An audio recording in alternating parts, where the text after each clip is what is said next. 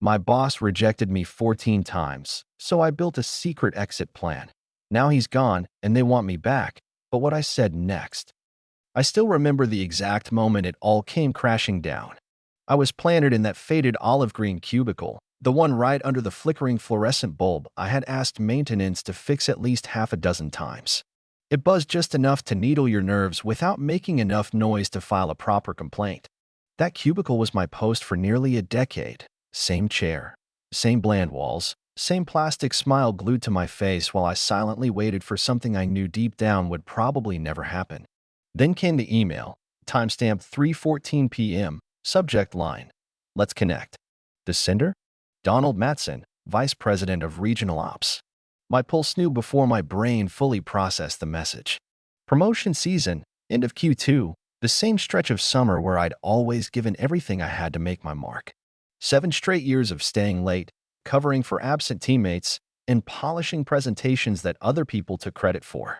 I straightened my blazer, the deep navy one I reserved for significant meetings. It still smelled faintly of starch from the cleaners. I stepped into his office precisely 2 minutes ahead of time. Not early enough to look desperate, not late enough to seem indifferent. He was scrolling through his phone, not bothering to glance up, as though I were intruding on something more vital than the next chapter of my career. When he did look at me, his smile didn't carry warmth or sincerity. It was the kind of smile you use when you hope someone won't make things more awkward than they already are. "Thanks for popping in, Lindsay," he said, gesturing toward the chair like I was a stranger off the street. I already knew what was coming, but hope, stubborn, irrational hope, still clung to me like a shadow. Donald folded his hands and gave that practice sigh executives use when pretending to empathize. "We wrapped up our internal reviews, and while your performance continues to be really solid, the leadership team has opted to go in another direction this cycle." I blinked. Again. He leaned back in his leather chair like delivering this disappointment had exhausted him. "You're doing great work. Really? Keep pushing. Maybe next time." That made 13. 13 times I had been passed over. 13 times I had nodded politely while someone else climbed higher using scaffolding I helped build. I smiled the way people do when pretending not to be shattered and replied with the same phrase I had rehearsed far too often. "Thanks for the feedback." What I didn't say was that I had trained 4 of the people now sitting in offices with glass doors and fancy titles. I didn't tell them I'd carried entire teams through deadline chaos when their actual managers disappeared. I also didn't mention I hadn't taken a real vacation in close to 4 years. I walked back to my cubicle pretending I wasn't unraveling at the seams. That evening I sat in my car in the parking lot for over an hour, staring at the dashboard while the rain tapped a slow rhythm against the windshield. I didn't cry. I didn't scream. I just sat there until my breathing evened out. Then I called my younger brother, Marcus. He works shifts down in Knoxville and sees more heartbreak in a weekend than most folks do in a lifetime. I told him everything: the latest rejection, Donald's empty reassurances, and the unbearable feeling of fading into the background. He listened without saying a word until I finished. Then, after a long pause, he finally said something I hadn't expected. "You know what your problem is, Lenny?" I chuckled bitterly and told him to go ahead and enlighten me. He didn't hesitate. "You keep pledging loyalty to people who wouldn't notice if you died at your desk. You're trying to win a game where they keep moving the finish line every time you get close." I didn't respond because deep down, I knew he was right. 13 times, he added, quietly. That's not a coincidence. That's a pattern. That night, something inside me shifted, not with fire or vengeance, but with clarity. I didn't start plotting sabotage. That's not who I am. But I did make a promise to myself. No one in that building would get to define my worth ever again. Not Donald, not the company, and certainly not the decision-makers who only remembered my name when something needed fixing. I called it my quiet exit. Not quitting, not yet, but a slow, calculated transition. 6 months to build my way out while pretending nothing had changed. That following Monday, I walked into the office exactly like always. Same blazer, same half-hearted nod as I passed Donald's door, same mug of burnt coffee in hand. But inside, I was watching everything differently. People assume revenge is loud, dramatic, explosive. But the kind that actually works? It's silent, strategic, invisible. Mine started with a spreadsheet titled simply Q Exit Tracker, hidden, encrypted, and private. The first tab was Assets, a running list of every single tool, template, and process I had built from scratch over the past 9 years. Things the company leaned on heavily but barely remembered who had created them. Tab 2, Relationships. Internal team leads, cross-functional contacts, and most importantly, external clients. Names, numbers, decision-makers who trusted me and often called me directly instead of going through proper channels. Tab 3, Gaps. A catalog of every broken system I had quietly patched, from vendor issues to compliance misfires to supply chain band-aids that I alone maintained. The final tab was Leverage. That one took the longest to build. It was a full map of just how many critical functions kept working not because they were efficient, but because I was holding them together without recognition. I wasn't compiling this to be vindictive. I was being methodical. I gave myself exactly 6 months. And no one, not Donald, not his golden boy Jason, not the HR team that kept promising next cycle, would see me coming. The first month was about regaining control over my time, my energy, and my name. I stopped volunteering for every last-minute mess that Donald's favorites kept causing. I stopped staying late to clean up Jason's half-finished work and began saying no without actually saying the word. I still nodded, still smiled, still delivered, just without overextending or overexplaining. Every solution I crafted, every glitch I fixed, I logged into my own system, not theirs. My work didn't belong to them anymore. I started building my own archive, my own portfolio, not some sterile resume, but an actual record of the results I'd created that kept our department afloat. During my lunch breaks, I started taking long walks outside, phone in hand. No one noticed the difference. They just assumed I was deep in another client call or smoothing out another internal crisis. But I was reconnecting with people who had already escaped, ex-colleagues who had left the company years earlier, industry peers I had met at conferences, clients who had moved on to competitors. I didn't say much. I didn't pitch. I just listened and asked thoughtful questions. I took notes after every conversation and filed them carefully. Some of them casually said, "If you ever branch out on your own, I'd love to hear about it." I always replied the same way. "That's not something I'm thinking about right now." But I was. By the end of month 2, I had a network. Not massive, but solid, honest, and quietly interested. I had coffee chats where people leaned in and lowered their voices like we were trading classified secrets. I had former clients messaging me about their pain points, asking for advice, hinting at problems their current providers hadn't solved. I wasn't selling anything, but I was taking notes.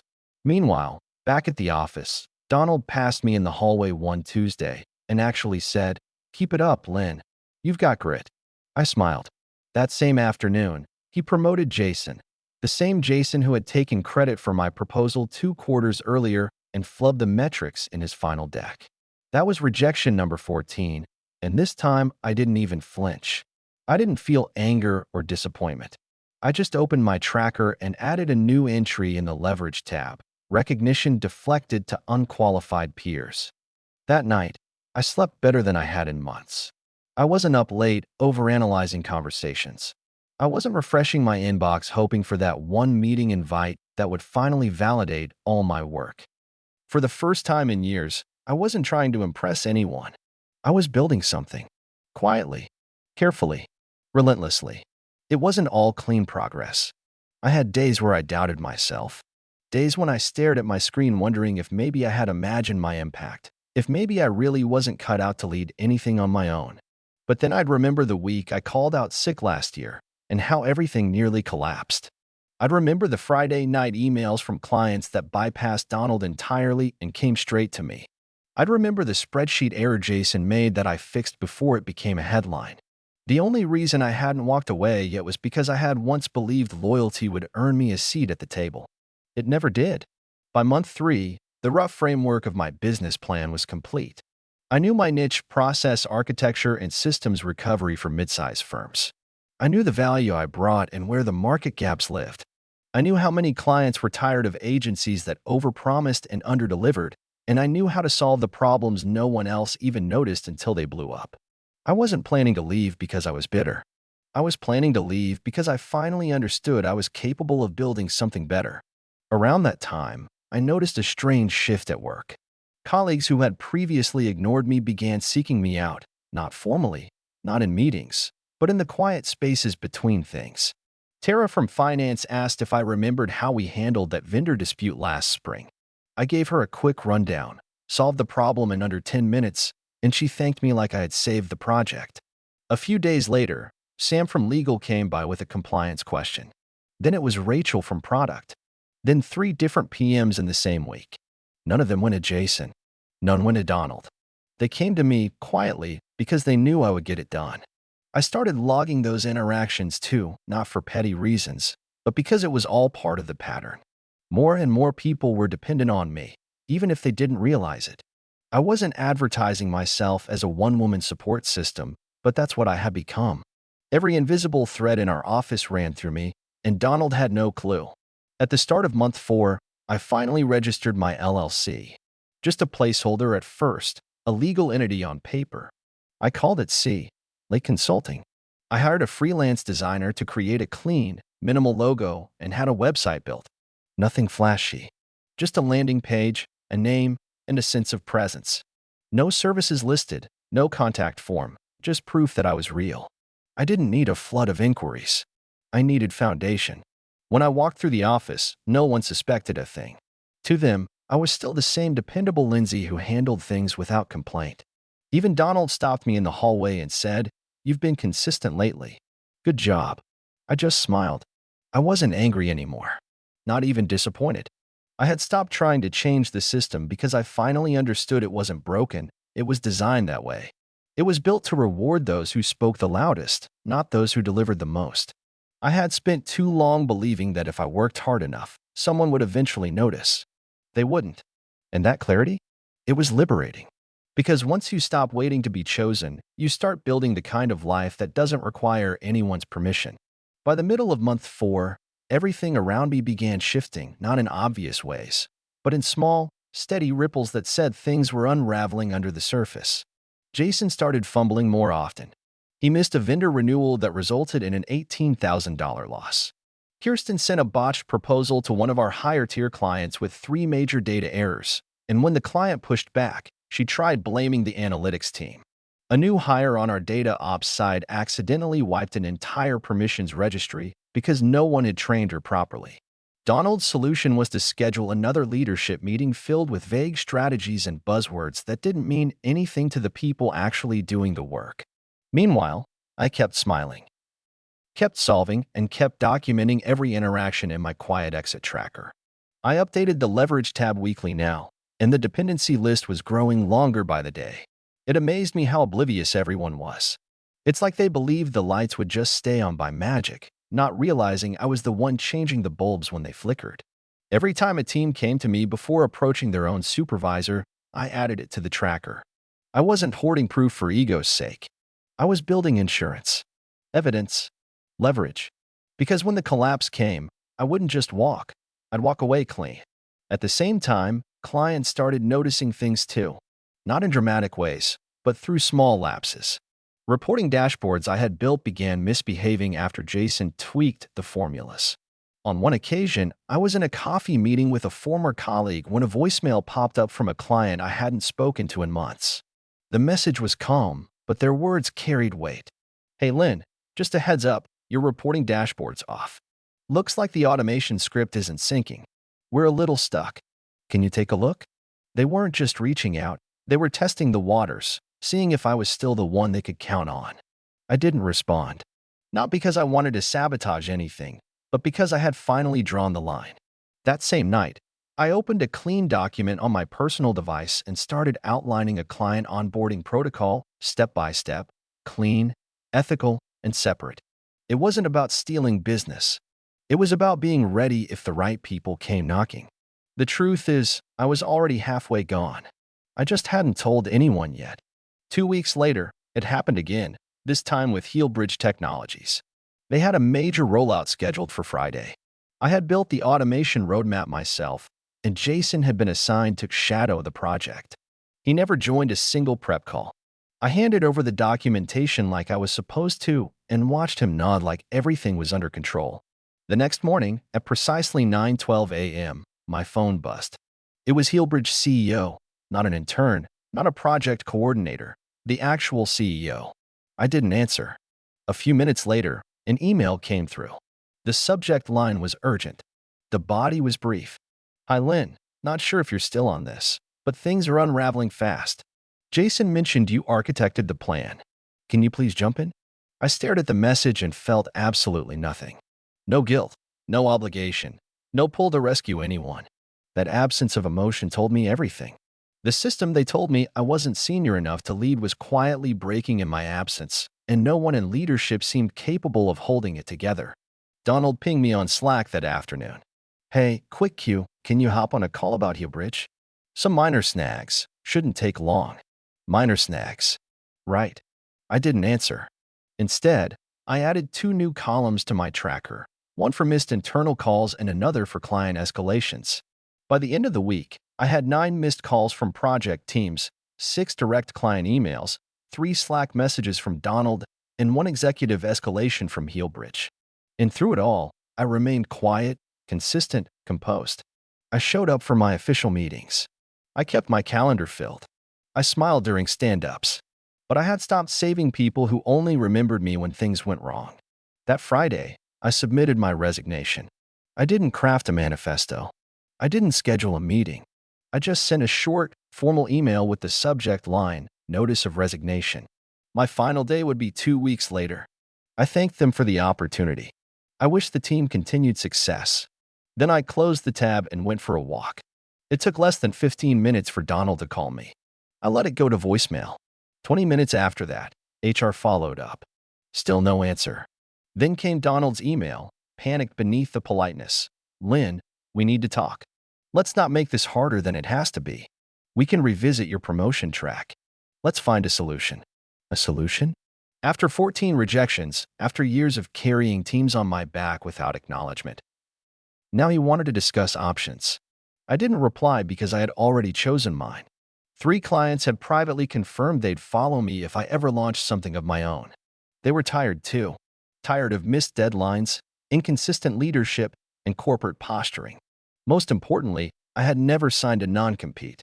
Donald must have forgotten, or maybe he just assumed I wasn't going anywhere. He was wrong. By Monday morning, the rumors had spread. I walked into the office like I always did, calm, collected, professional. But the air was different. People avoided eye contact. Some looked surprised to see me still at my desk. Donald approached cautiously, trying to look composed but failing miserably. We should talk, he said, forcing a smile. I nodded and said I had a half-hour open before my next meeting. He led me to a conference room and shut the door like he was bracing for impact. Lynn, I know you're upset, he began, already defensive. I tilted my head slightly. Upset. He fumbled. I mean, about the promotion cycle, the timing. I get it. He didn't. He never did. I just want to understand, he continued. Why now?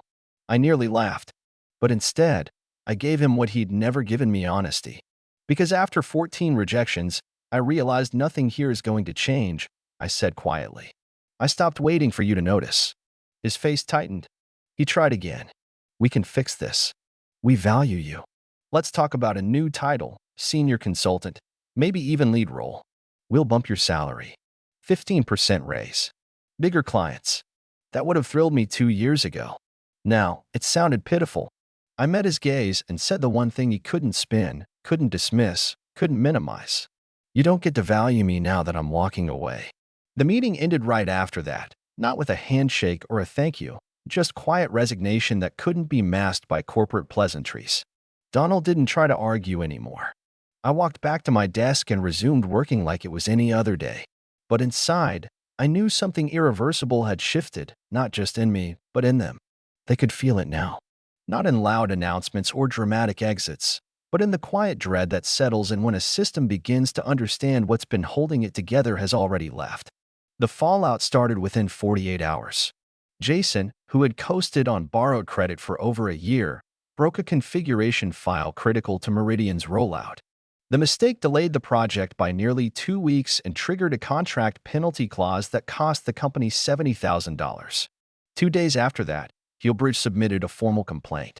Their CEO, the same one who had emailed me directly, issued a blunt statement. Your team is disorganized, unresponsive, and unable to execute without Lynette's involvement. Donald forwarded the email to me without comment. I didn't respond. Meanwhile, internal systems started showing stress fractures. A syncing protocol I had manually built, never documented because no one ever asked, stopped working. Data dashboards crashed mid-report. The compliance team flagged inconsistencies in vendor records because no one had checked the reconciliation timelines. My inbox filled with increasingly desperate messages from Donald, from HR, from the liaison team, even from Kirsten. Do you have a moment? Can you clarify where the backend logs are stored? Clients are asking for you by name. Can you advise? I didn't answer any of them. Not out of cruelty, but because they didn't deserve my rescue anymore. I wasn't going backward. I wasn't lending my time to a place that only valued me when they realized I was gone. During that final week, I kept my head down and finalized my transition. I trained no one, documented nothing extra, and gave them exactly what the role required, nothing more, nothing less. I had already built my future, and it was waiting just outside those glass doors. By Thursday, my new website had gone live, simple, sleek, quietly confident. 3 of the clients I'd previously only had soft conversations with now returned with signed contracts, ready to start within weeks. I had never asked them to follow me. I had only shown them what competence looked like, what consistency felt like, and they came to their own conclusions. They wanted more of that. They wanted less of the scrambling, the buzzwords, the shallow strategies that never delivered. I wasn't poaching. I was being visible. Day 9 of my notice period brought the email I had been expecting. It wasn't from Donald. It came directly from Victor Lang, the company's CEO. The subject line was polite but loaded. Let's connect. When I entered his office the next morning, Donald was already seated, his posture stiff and defensive. Victor greeted me like an old friend, overly formal, trying to level the playing field he had ignored for nearly a decade. Thank you for making the time, Lynette, he said, gesturing to the chair across from him. I nodded and said nothing. We've been reviewing recent developments, Victor began, his voice carefully neutral. Client feedback, internal team performance, general continuity challenges. It's been enlightening. Translation. Everything's falling apart, and no one knows how to fix it. We'd like to make you an offer, he continued. Senior manager role. 25% raise. Full autonomy over your own team. Flexible hours. Immediate implementation. Donald nodded like this was generous, like he expected me to leap at the chance to fix the mess they had ignored for years. I didn't move. I didn't smile. I didn't even blink. Victor leaned forward slightly, lowering his voice like we were conspiring. Lynette, what'd it take to keep you here? I held his gaze and gave him the truth they had been avoiding since the day I submitted my resignation. Nothing, I said.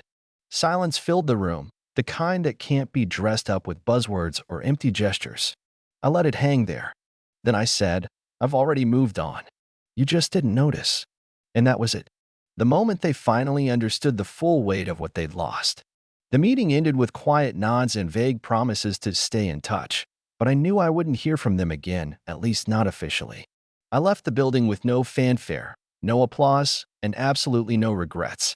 My exit was clean, quiet, and irreversible. The next morning, I sat down at my own desk, not in a dim cubicle, not under flickering lights, not surrounded by people who overlooked me, but in my home office, sun pouring through the window, with nothing but the sound of calm and clarity. On my screen were 3 signed contracts, each from companies that had reached out to me. Not because I chased them, but because they had seen what I could do and wanted more of it. Meridian, Heelbridge, and a third I hadn't expected, North Bay Systems. A VP I'd only spoken to once at a client summit had heard I was launching something. She reached out with a short message, heard good things. Can we talk? That talk turned into a contract 3 days later. By the end of the first month, I had 5 clients on board and had already cleared more revenue than I made in a full quarter at my old job. Donald, meanwhile, was in full damage control mode.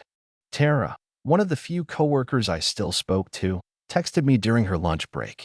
It's a mess. Victor's holding emergency meetings. People are getting reassigned. Clients are furious. She added a second message right after. They literally banned your name in internal meetings. I wasn't surprised. I had become the ghost they couldn't outrun, the person whose departure pulled the thread loose, unraveling everything they thought was unshakable. 2 days later, I got a voicemail from a blocked number. I almost didn't check it, but curiosity won. It was Donald. Lynette, listen, I know things didn't end the way they should have. I'd like to reconnect, just talk. See if maybe there's a path forward. I deleted the message without responding. Not because I was bitter, but because I didn't need to go back to something I had already outgrown.